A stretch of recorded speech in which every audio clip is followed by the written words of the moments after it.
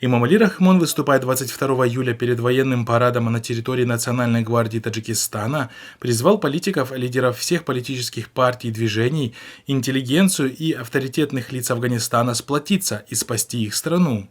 Об этом сообщают местные СМИ. Также он заявил, что у Афганистана и Таджикистана общий язык, религия и культура, в связи с чем Таджикистан заинтересован в стабильности соседней страны.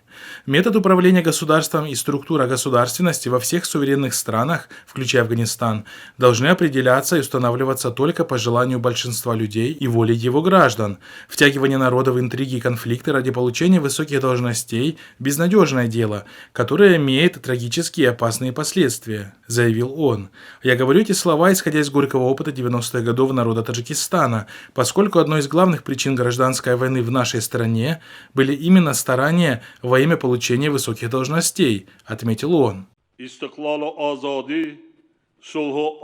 Независимые наблюдатели отнеслись к вышеприведенным заявлениям президента Таджикистана скорее с юмором, учитывая то, каким образом Рахмон сохраняет свою власть в стране.